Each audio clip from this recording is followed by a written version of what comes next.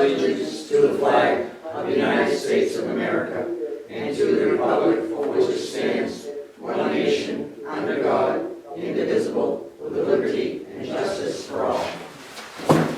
Let the record show Selectman Bean is absent. Consent agenda warrant number 23, 21125, number payroll register number 6, 226, 2025, number 7, 213, 2025, and number 8, 220, 2025. I'll make a motion to accept the AP warrants and payroll registers as presented. Second. Second? All right, we have a motion and a second to accept the warrants and payroll register as read. Any questions on that? Seeing none, all those in favor? All in favor? Sally, you in favor? I'm in favor. All right, all in favor. So we can do the 27th, correct? Correct. All right, looking to accept the select board meeting minutes for January 27th, 2025. I'll make that a motion to accept the minutes for January 27th, 2025. All right, we have a second. I'll second. Okay. Any questions? So Mr. Moody would not vote, correct? Correct. Abstain. All right. So all those in favor? All in favor? I'm in favor. All right. Motion carries with Mr. Moody being an abstention. Got it. All right, old business, review ordinance change for chapter 742, treasurer's disbursement warrants.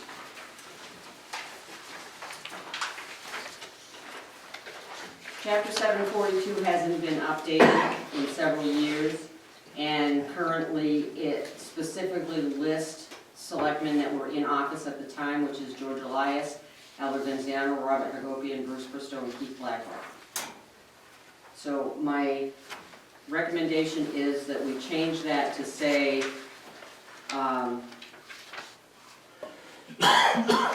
any one of or more of the members of the select board currently in office, acting alone or as a group, may review, approve, and sign such warrants. That's Article 742-4. So the first page is what's actually there. Second page is what we wanted to change it to. And I've given you two options because we wanted to add a section on state and county transaction related fees. And we talked about that a number of months ago. And there was so much that was duplicated between the employee wages and benefits section and the state and county transaction related fees section, that with option 2, there is an Article 3 that says, here's the commonalities between the two of them. So you'd have Article 1, which deals specifically with employee wages and benefits. Article 2 would be state and county transaction fees. And Article 3 would be commonalities or effective measures, however you want to label that. But it takes out the duplication within the article. Which one are you recommending? I recommend 2. All right, so got a chance to look at it. Anybody want to make a motion? And I do agree that we need to take the names of the selectmen out of there just because the changes, I mean. Otherwise, you're going to be looking at it every election. Yeah. I'll make a motion that we accept. Okay. And make changes to Article 1. Yeah. Okay. Any second on that? A second. All right, so the motion is to accept Article 1 with the changes and to accept Article 2. Option 2, which Option is 2, I'm sorry. Article 1, 2, and 3. Yep, I'm sorry, option 2. Okay. Any other questions? Any questions? Okay, so which one are we accepting? The third page says option 2 at the top.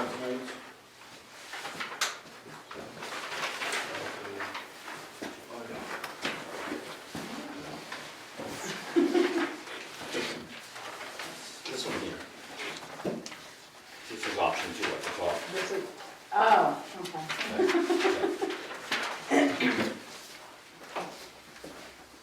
Okay, so nowhere in this, I was looking at many, all the different ones. So there's nowhere that it says that, like one board member can sign payroll, but it doesn't say this doesn't allow just one selectman, right? To sign anything. I just want to make sure because we need a full board. Yeah. Article 3, that's the only one that has, it says any one or more member of the select board currently in office acting alone may review, approve, and sign such warrants. And those are the warrants that are specifically related to employee and wages and payroll, or state and county transaction-related fees. Like the discharge fees where we had to get a special check to take it down to the registry of deeds when we had like 20 different, what do you call it, discharges. So that's, we're adding the state and county, because right now we do the state fees, like the BMV and. There was an instance where I had made a mistake, and I didn't know the nature of it right now, but I had to have the board come in, majority of 3, to sign off on a check that needed to be filed because somebody was selling their property and they were waiting on the discharge. I actually believe it was one of the, it was either a discharge or a quit claim. And it was cutting it very close to get the 3 signatures, so I think that's why it wasn't. No, this one is specifically related to last year when we had, Julie did a phenomenal job of finding people that didn't end up getting foreclosed upon, and we had like discharge, like 20 discharges that went to the county, but we had to get them in by a certain date and time, and so that's what kind of progressed into, we needed to get that done. And in order to get that done, Cheyenne would either have to take the $19 per transaction out of the petty cash account, or we had to get a special check. But with these things here, that does not affect these. It does not affect the warrants. That's The still regular gonna be- warrants that's are not still gonna affected, be, still requires a minimum of 3. And we're doing it with a DMV anyways, right? I mean, we have Yes. one person sign off on the DMV whenever that happens. We are, and it's specific to the DMV, Yeah. but there's nothing in there that, in the law that says that fees and stuff are not part of it. I mean, like, in the state law or whatever, there's some kind of, there's requirements. Okay. So we can't just take a whole AP warrant and say, yeah, we just want one board member to do that. No, right. You know what I mean? But, Yeah. so I don't know what the law is, and I don't Okay. know how specific it is to that. Okay. I don't know if it counts that, because I don't know, I know it was specific that we did the BMV, I remember that happening, but I don't know, is that in the state law that was specific that could be done, or, I don't know. Okay, I just question that. I can do some more research, and this is actually gonna be brought up at the March 10th meeting when we have our public hearings. So Okay. if you choose not to vote on it tonight, we can have more information, and you can do the vote on March 10th, if you Okay. prefer. You want me to withdraw my motion? No, I think we can just vote to table, I believe. Oh, okay. Table until the March 10th meeting, is that, I would like to do okay? that. All right, so we'll table till the March 10th meeting. And the question is, can it be done without, what do we have to list specific things we can do it with? Right. We do it with payroll, we do it with DMV, one signature. Other than that, we don't do anything with one signature. That's correct. And I will Yeah. get the details on that from the state statute. Okay, school crossing lights on Main Street. I think we heard that a little bit earlier, but Jeff, you wanna Sure. talk about that? I got a quote from a gentleman from A&D Electric out of Sabatis. Those crosswalk lights in front of the junior high haven't been working for quite a few weeks now. And he came up and determined that the controller board is bad. I believe, I couldn't find a whole lot of paperwork on how old they are, but if I remember correctly, I'm guessing they're 12 or 13 years old. They've been up for quite some time. And he's recommending to replace the controller board for $7,228, and with some additional cost, if needed, up to $1,600 for some other parts that could possibly be needed if this control board when it activates, if these other parts are not working, they'll have to be replaced also. So I guess we need a decision of what we want to do to fix that. So you're looking at potentially $8,600, then? Yeah, close to $9,000. So, are we looking at putting this in the next year's budget? Do we have any? I don't know that we have it in the budget for this year, so I think if we're gonna do it, we have to build it into the budget for next year. Good. Do you know how long they'll hold that price for? I don't, I told him I would get back to him tomorrow after the discussion tonight. They do have the parts in stock, could be completed within a week or two, but I can give the gentleman a call and see how long they'll hold that quote for, if it's 30 days or 90, 60 days, whatever, Okay. and can let Denise know All right. where we are with it. Okay, so Now, the other question too is, that electronic sign up to the big board up by the playground, that hasn't been working properly either, or? It has not been working properly for many months, Yeah. and that's gonna be built into the next fiscal budget to get that replaced. I'm reaching out to sign people to get that fixed. Yeah. Not fixed, replaced. Oh, replaced? It'll have to be replaced. Yeah, okay. According to Tim, you can't fix it, the company is in Florida and they don't fix them. Will we be looking to go locally to avoid Hopefully, how we are right now? yes, yeah. So, Moody, I can tell you, I'm still thinking about the sign at the school. I hate seeing it put off, but I understand we need to get the money before we can fix something, and I was just hoping that this is gonna be priority one as soon as the budget is passed, to get that done. Yeah, absolutely, it can be. Yeah, I can give him a, in other words, Yeah. before the next school year, absolutely. have it done before the next school year. I know we can't do nothing about it right now, but is it worth reaching out to the school board to see if they can split the cost with us? that's kind of our responsibility, though,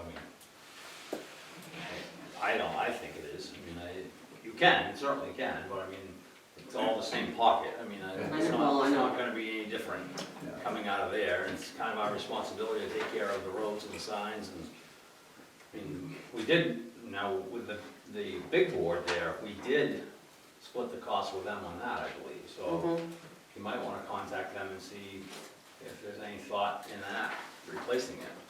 Okay. I guess I would probably look at getting some prices to replace it.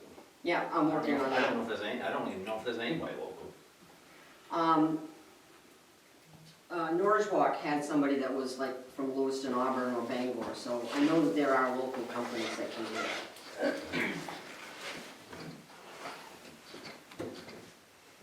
Okay, and I'll keep looking, if we can get it, if we can find it in the budget. As we get towards the end, we might be able to find Yeah, something and get it done. I do know the big board, people do watch that, because as soon as there's a mistake, they let me know that something's gone wrong with it. So, they do watch it, and we might not think they do, but. All right, in your packet, items of communication, in your packet, you have a Living Well report. Any questions for the Living Well coordinator? I would like to note that included in my reports is also a poster of all the free events that we're offering to the community from the grant that Living Well had received, and behind that is actually an article that was posted in the Lifelong newsletter about the success that we have with the pilot transportation program at Katy Cap, and how we're looking to continue the conversation to bring transportation resources back to Madison, specifically for our aging adults.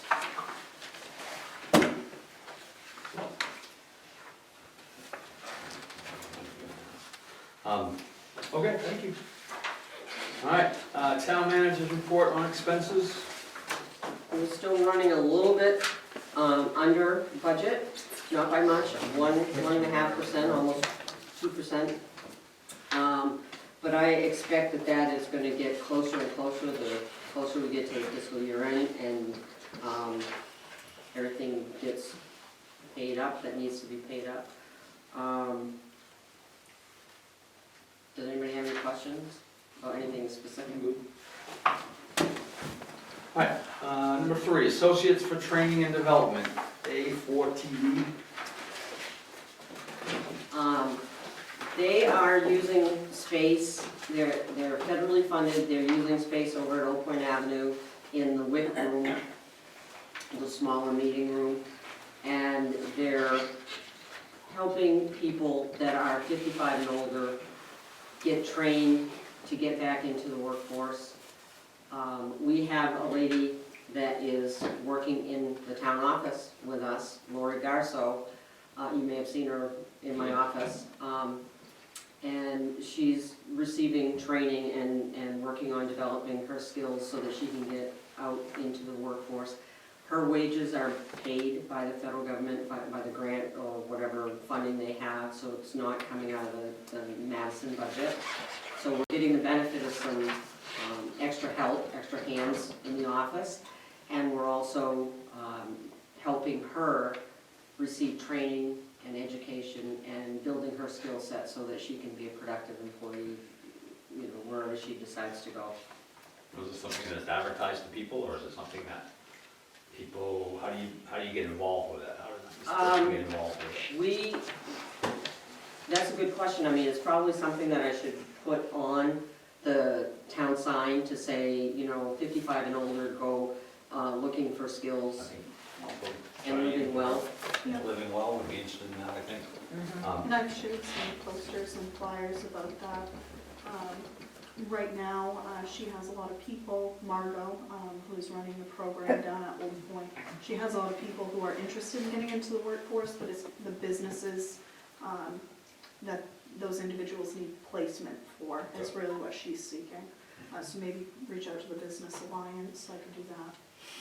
The issue is it has to be a nonprofit or a government entity right now. That has to be the host agency. So it has to be somebody that's nonprofit, like, you know, maybe the ambulance service or whatever, or Spectrum Generations or things like that. Nonprofit or a local government, municipal. So the pool is pretty narrow at this point in time on who can host somebody. Do we know how this group chose us? I don't know. I think that Margot reached out to me, and Margot is, like Cheyenne said, the one that is running the operation. That's awesome. And she reached out and said, well, would you have any placement, would you have anything that you could do to place a worker? And I said, you know, as far as we're concerned, we always have something extra that we can do to, whether it's filing or shredding today, you know, organizing records and things like that. So the minimum is 20 hours a week, and we've been able to meet that for the time being. So another host agency could be the school system. So, Maybe John at the TV? John, I think, did he leave? He was leaving. Okay. Yeah. I think he has already talked to Margot about it, and the Historical Society people have been made aware, so, you know, there's opportunity. So if you know of anybody that is 55 or older, that is looking to get back into the workforce and needs just a helping hand up, not a handout. That's good that the federal government is still Lucky Maine. Okay, number 4, Maine DOT replacement of the traffic signal and pedestrian lights update. Mr. Road Commissioner. Yes, in speaking with the supervisor from Dayton Electric out of Massachusetts today, they were just about ready to finish up. They hung a new box controller on the pole by the Somerset Abbey. They're going to install all of the push buttons for the walkways, and they should be finished up last thing tonight or first thing tomorrow morning. He indicated that everything should be working well. The crosswalk signals will go from, instead of getting 6 seconds to cross the road, you got 25 seconds to cross the road. The only big change would be when you're crossing from, say, for example, from the Abbey over to the other side of the street toward Salters, that light on Old Point and Western Avenue will stay green. That's why there are signs up above that says traffic yield to pedestrians. So those lights will stay green and just the same on Old Point on Main Street. So I'll monitor and see how the lights work. They have one camera that's above the control box that monitors all the light heads, and it's just that one, not 4 like it was before, and all the loops out of the road are gone and disconnected. Do you know if there is going to be any signal, auditory signal for blind people crossing the road? That I don't know, he didn't indicate there was, and I did not see it in the drafts. How long has it been since those have been replaced? Couldn't tell you. Probably Ralph Trenton was still there at the corner when they were put up. I don't know if he was there when they did it. All right, thank you, Jeff. Okay, new business, volunteer policy for the library. Julie drafted a policy because she's had several people asking if they could volunteer at the library, and her concern was to make sure that they knew what their expectations would be, what they would most likely be asked to do versus what they would not be asked to do, what they could expect, how they could expect to be treated, and I read through it, and I think she did a great job. I think it's a wonderful volunteer policy.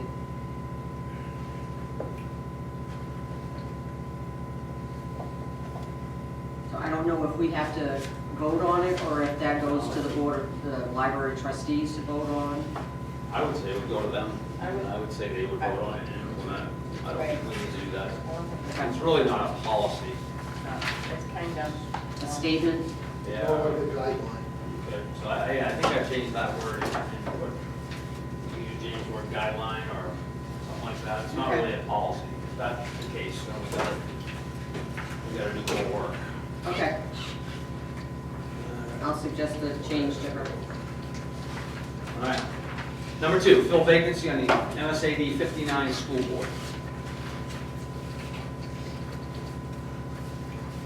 Because Madison is a school union, a school administrative district, the vacancy on the school board that was created by the recent resignation must be filled by the municipal officers, which is the board of the select board. So the school board chair and superintendent have put forth a name, Bruce Tabarge, to fill in for the rest of the year, provided that, because he is familiar with being on the school board and he's done budget things with them before, and they're getting into their budget season and they want to be able to hit the ground running and not have to train somebody. So they're putting forth Bruce Tabarge, but it's up to the board of selectmen the select board to approve. All right, is there anybody like to make a motion for Bruce Tabarge? I would like to make that a motion for Bruce to buy. I'll second that. All right, we have a motion and a second to appoint Bruce Tabarge to the school board, fill the term with a period ending June 10th, 2025. All right, the only thing I will say moving forward is that I do think that this needs to be opened up to people. I'll go along with this, but I do think these positions need to be opened up. There might be somebody out there that we don't know that might want it, and I'm not quite sure I'm going along with somebody being trained and knowing budgets and all that stuff, but I'll go along with it for this one, and we'll move forward from here, but That was my question, Mr. Chairman, is this something they drew up, or was it put out there to I don't to know. the public? I don't know that answer, if they put it out there, but they're coming to us with, and this is what we've done in the past, we've gone with their recommendation, but I would like to make it clear that next time we have to go out to open it up to the community, and anybody who has an interest can come into the, It's the only right way to do it. right, Yeah, Who left? Rich Rich Cormier, Cormier. Okay. he left. But I think it's just, this is a short period of time, but if it's any longer period of time, Mr. Chairman, is that something we need to put in writing? probably we should, we can have, Or we're gonna be facing this over and Yep. over again? yep. So I think we'll vote on this, and then we'll talk about, we can have the town manager write something up, that if we're gonna replace these people are gonna resign, then we're gonna have to have something in writing that you have done your due diligence, I guess, for lack of a better word, Yeah. to go out and, maybe 2 words, wouldn't it? Yes, 2 words, but go out and look for somebody, because there might be somebody, I mean, we had people who ran that lost, they might be interested, so. right. All right, so we'll move forward, and all those in favor? Sally in favor? Aye. Okay, all in favor, motion carries. And I guess I'll ask the town manager if we can come up with something that states that, so we can get it to the school board for next time. Yep, I We will. need to go out and ask people. All right, number 2, fill vacancy, number 3, I'm sorry, fill vacancy on the appeals board. Yes, Richard Cormier also resigned from, nope, sorry, Christine Stratton resigned from the appeals board. And we have 2 appeals that are pending, that need to go before the appeals board so that we can get some decisions made. And I would like to put the name of Michael Pike in front of the board as a nomination or as an option. Okay. All right, so I have the name of Michael Pike for the appeals board, and I'm going to have Sally come in and sign that when she feels better. Yeah, I will. And I believe we did put this up on the sign. The appeals board and the planning board have both been on the sign for about 2 weeks. So people should know, so. Yep. All right, looking for a motion to approve Michael Pike. I'll make a motion. I'll make the motion to approve Mike. I'll second And we'll have a second. Motion and a second to approve Michael Pike as the appeals board member through June 30, 2025. And we gotta have him for longer than that. Yeah, but then, I oh, think that- No, then the new board will make, Yes, The yes, appointments. yes, okay, I'm sorry. to finish the term, oh, right. All right, all those in favor? All in favor? All right, motion carries. Congratulations, Mike. before we go on to the next one, can I just give you guys, you already approved adding David Bernard to the advisory board, we just didn't get it written up.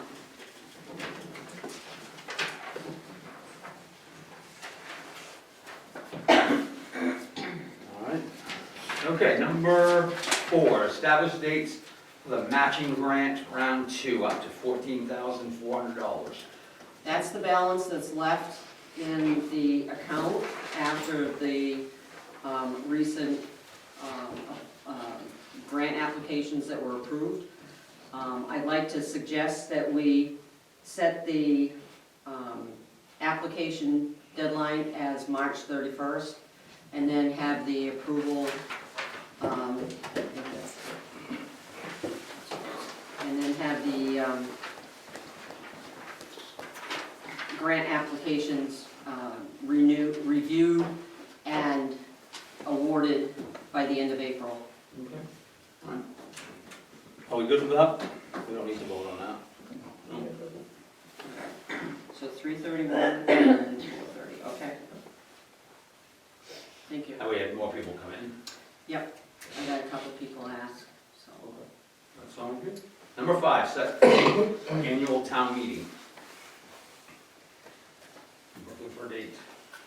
June 9th is the second Monday in the month.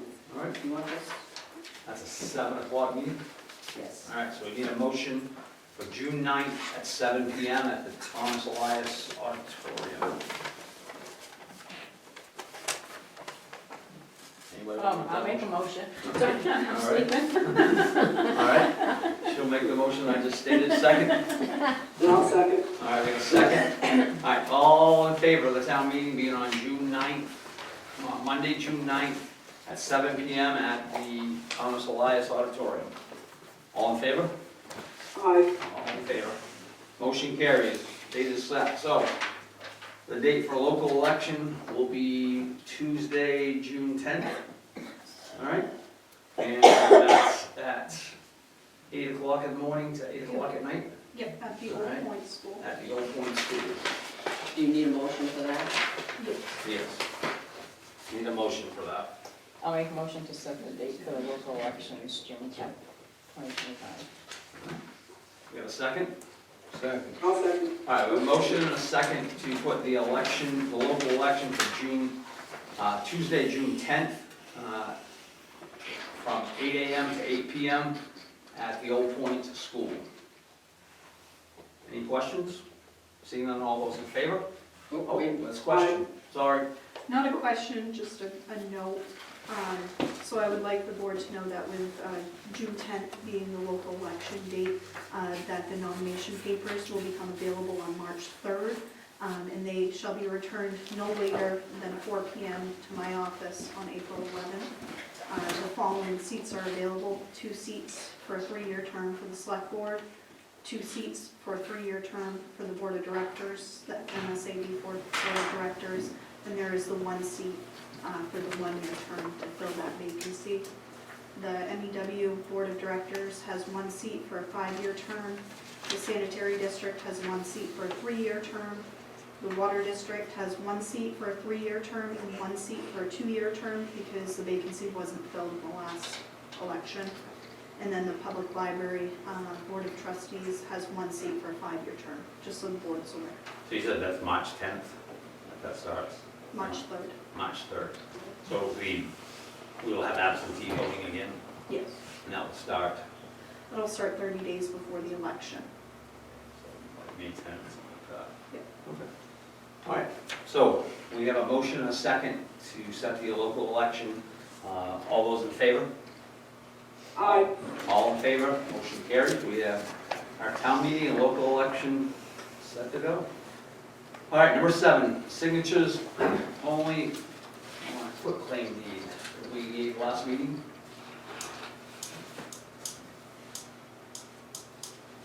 We got a couple, well, okay, so first of all, let me, have the tax installment payment agreement for the foreclosed upon property that we were gonna take the payments. That has been corrected and approved by Ken Lexier. And this has all been voted on? Yes, that one was voted on, we just needed to get the signatures. We needed to include the second half of the 24 taxes and bring it to, so that it closed no later than September 8th. That's one thing. Okay. Then there was, go ahead. So I would like the board to know that I made a mistake last year during my first foreclosure process. I put the wrong date on the notice of impending foreclosure. I put it after on the notice than the actual date. So the actual date of foreclosure last year was February 9th, and I had it as February 24th. In turn, I was accepting payments until February 24th. So there is now 9 properties that are in between the 9th and the 24th that have incorrect discharges on them because they're discharges and the actual foreclosure notice for those properties is not valid. I've consulted MMA Legal, and I've worked with Ken Metsier, our town attorney. This came to attention because one of the properties that this is affecting, they're trying to sell their home. They're trying to sell it by the beginning of March. So I've been working with Ken to draft a quitclaim deed. We originally thought it would be a corrective discharge after talking with MMA Legal, but after they realized that both corrective forms that they have for discharges do not fit into this particular situation, that's when they asked us to get the town attorney involved. So he has helped me draft a quitclaim to be able to issue it properly and include why we are doing this quitclaim. So he has reviewed everything on this one. He has advised me, I originally thought that it would be, the cleanest way would be to correct all of them at once and do quitclaims, but where they're quitclaims, he suggested to only do it as it comes to attention. So I have noted the other 8 that will potentially need quitclaims in the future, and they'll be easy access for if I am ever to not be in this position, so the next clerk won't be affected, and they'll know what to do. Who do we have? So that one is for the Chesleys, and it's who currently owns, so it's multiple children that own it right now, so they're listed out. The estate of Betty Ann Chesley Finney. All right, so we need a motion to issue the quitclaim deed to correct the mistake to Stephen Chesley, Ann Webb, Juliet Chesley. I'll make that a motion to issue that quitclaim. I think that's everybody that's on here. Yeah, there is a beginning. All right. All right, do we have a second? Second. All right, we have a motion and a second to issue the quitclaim deed to correct the error to Ann Webb, Stephen Chesley, and Juliet Chesley. And that is 222 Horsetail Hill Road in Madison. All right, looking for a motion. property Do we have a is- motion? The property isn't at 222 Horsetail Hill. No, it's on the Lower Mills. It's on the, Lower Mills Road. Lower- It's right. across Lower from Mills the- Road, you are correct. There's a lot of addresses on here. I know my It's across people. road from the old fire station. What's that? That's Ann's house. I know, that's what I was Okay, saying. I'm sorry, 33 Lower Mills Road. All right, we have a motion, we have a second. Any other questions? And we'll correct the rest of them as we go. Okay, all those in favor? Aye. All in favor, motion carries. All right, we have one more quitclaim that needs to be done. This one was a result of NSF check that they paid in time. However, the check bounced. So they paid before the foreclosure happened, before the foreclosure became effective, but the check bounced, so they had to come in the following week and make it good with the fee for the NSF check. And they paid in cash. So this one is for Ashby, Deborah and Lawrence Ashby. Okay. All right. So, looking for a motion to award a quitclaim deed to Lawrence and Deborah Ashby, and their mailing address. We are 60 Maple Street. Yeah. All right, looking for a motion. I'll make a motion to do the quitclaim for the Ashbys at 60 Maple Street. Second. All right, we have a motion and a second to award a quitclaim deed to Lawrence and Deborah Ashby for 60 Maple Street. All those in favor? All in favor? Motion carries. Okay. Before you go on to the citizens' concerns, that's all we have for that. I just had a couple of things. You probably saw on the news that Northern Light Inland Hospital is closing or pulling out their physical therapy rehab facility on 201. It's a leased building, They don't own the building, but they have providers there. And they're, I think it's the end of April or the beginning, sometime in April, they are going to be pulling back all of their providers and consolidating that in Waterville, at Inland Hospital. So Chairman Venziano asked me to draft a letter, and I did draft such a letter saying that we were very disappointed that they were going to be pulling out, that we had to, you know, the residents would be facing a hardship. I'll read it.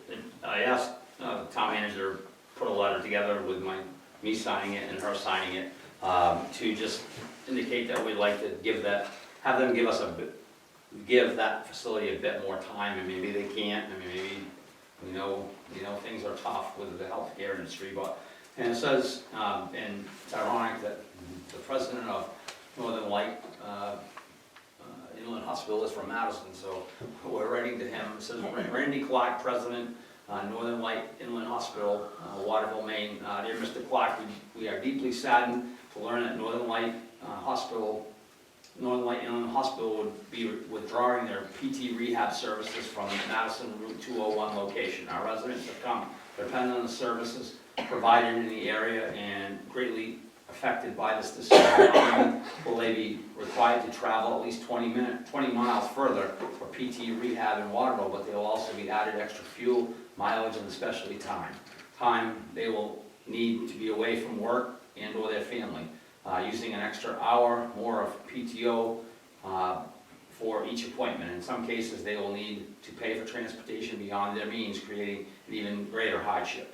While Reddington Fairview General Hospital and Skowhegan provides PT rehab services, they are currently at capacity, and it would be difficult to add patient load at this time. Perhaps if they had more time, more than a month or two to prepare and budget accordingly, they could increase their staff resources and take on some or all of the patients who will be without a provider for their care. We urge you to reconsider your decision, possibly prevent or at least delay the closing of the Madison PT Rehab Service location. If you would like to discuss it further, please call us at your convenience. We just put the phone in the town office. We appreciate your attention to this urgent matter. Respectively, these two town manager and Albert Renziano, chairman of the board.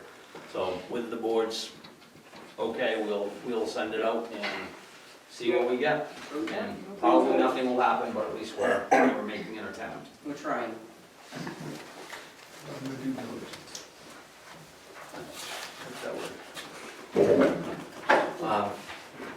Okay, citizens' concerns.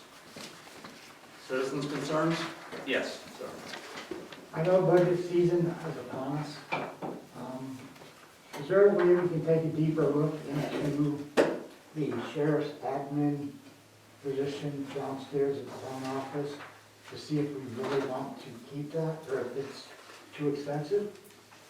Yeah, we can certainly look at anything. I mean, the town manager can certainly talk to the sheriff and look at that. And I mean, I do know people, I mean, I'm not gonna get into it here, but I do know people like to go have somebody there during the day, and have that resource of a person to talk to rather than go to the sheriff's office. I mean, I don't even know where to find the sheriff's office. I